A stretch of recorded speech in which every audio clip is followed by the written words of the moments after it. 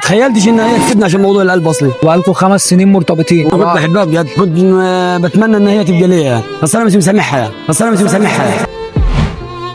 خاطب بقالك قد ايه؟ 5 سنين. انت قلت لي قبل التصوير كده في موضوع حصل معاك كنت عايز تحكيه. انا كان طبعا كاتب كتابنا كان قريب، حصلت طبعا ان انا تعبت فجاه ورحت للدكتور، وطبعا الدكتور قال لي انت عندك القلب. عندك القلب. خطيبتي سابتني عشان الموضوع ده، وبقالكم 5 سنين مرتبطين. وبقى لنا 5 سنين. طب انت لما اتكلمت معاها، طب احنا العشره اللي ما بيننا دي، السنين اللي ما بيننا دي كلها راحت عادي كده؟ هي بالنسبه لها انا اتكلمت معاها في الموضوع ده، يعني هي مش برضه مش من الصعيد، من عندنا، يعني الجو بحر وكده، انت فاهم. تخيلتش ان هي تسيبني عشان موضوع القلب اصلي. انا اصلا اتصدمت اول ما قلت لي. انت كان شعورك ايه وقتها؟ وقت ما هي بتقول لك لا خلاص احنا كده مش هنكمل مع انا كنت بعض؟ بحبها بجد، كنت بتمنى ان هي تبقى ليا، بسبب موضوع القلب ده هي سابتني مش عارف ليه بصراحه يعني.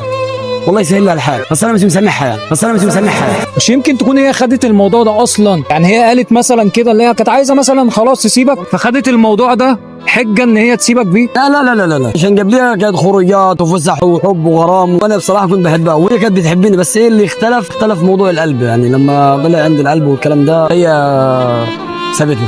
انتوا ال5 سنين اللي انتوا كنتوا عايشين مع بعض فيهم الحب دول، حسيتش في يوم من الايام ان هي مثلا كانت يعني مش بتحبني وكده؟ ما كانش في حب مثلا ما بينك وما بينها، او عشان فلوس او عشان حاجه معينه؟ لا هي كانت يعني لو مؤاخذه كده كانت بتكلمني عادي في التليفون، اي حد يعني وخطيبته، انت فاهم، حب وغرام، بس هي اكتر حاجه كانت بتحبها الفسح، يعني كانت تفسح كتير، يلا نطلع يلا نخرج. طبعا انا من النوع ده انا مش بحب الخروجات وكده عشان بتجنب المشاكل. انت بعد الموضوع ده ما فكرتش بعد اللي حصل ده ان انت تكلمها تاني او تحاول تقنعها؟ صراحه كلمتها، قلت لها انا يعني كدبت عليها بصراحه عشان انا كنت بحبها، كدبت عليها وقلت لها انا مفيش مني الكلام ده وانا مش عيان وكده، برضه رفضت رفض تاما، وقالت خلاص كل واحد جسمه نصيب. ما صدقت ولا ايه؟ تقريبا، بس انا زعلت من جوايا عشان انا كنت بحبها بصراحه. ارتبطت بعدها؟ بس المره دي اخترت صح يعني الحمد لله، يعني انا حبيتها من كل قلبي وهي بتحبني وبتبادلني نفس المشاعر.